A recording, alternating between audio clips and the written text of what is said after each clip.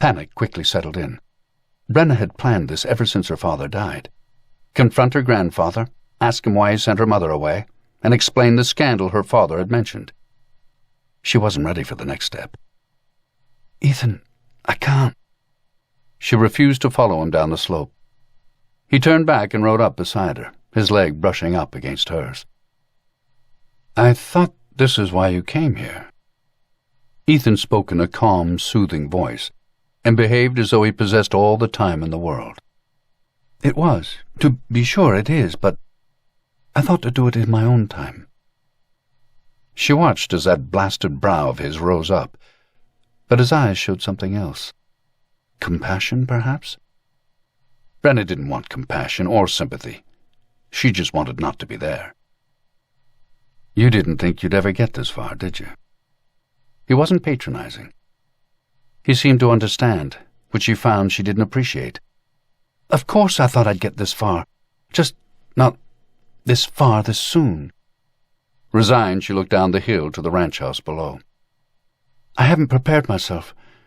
And then everything you've said about the man since I've arrived has made me somewhat wary of the man." Ethan smiled. "I haven't said much of anything about Hunter." "That I know, and there's the problem. It's what you and your family have not said that has me worried." "But that hasn't changed your mind." Brenna shook her head. "No, I didn't come all this way not to face him. But there was something in all your expressions this morning at the table that had me wondering what he could have done to evoke such hatred in strangers." "Perhaps our reasons are no different than yours." Her head turned quickly to meet his eyes, but she said nothing and gave nothing away. "I won't feel comfortable with you under our roof, at least not with everything between Hunter and my family." Brenna looked concerned and tried to hide it.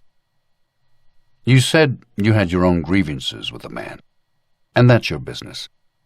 But as long as you're at the peak, you're bound to be caught up in the middle of our disagreements.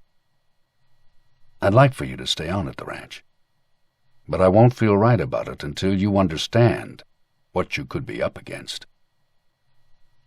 Brenna listened and sat thoughtfully, her dutiful mare patiently grazing. "Then why not tell me?" Ethan sighed, somewhat impatiently. "Because it wouldn't be right. Our hate could cloud everything we say, and you need to make your own judgments about your grandfather. After, if you decide to stay for a time at the peak, then at least you'll know the whats and whys." "That's kind reasoning, coming from a man who claims to hate him as much as you do." Ethan didn't bother remarking on that observation. She respected Ethan's sense of right and fairness. Brenna didn't travel across an entire ocean, leaving behind everything she knew, without finding her answers. She wouldn't turn scared and run now. With a straight back and determined frame of mind, she nodded to Ethan. "All right, I'm ready."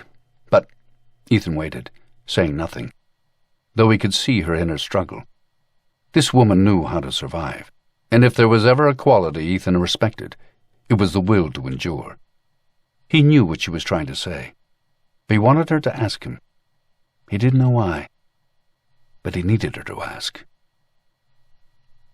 "I know it's a right I don't have. I know you hate my grandfather, and you'd probably never want to see him, and you have a lot to do back at your own ranch." "Brenna?" "Yes?" "What is it?"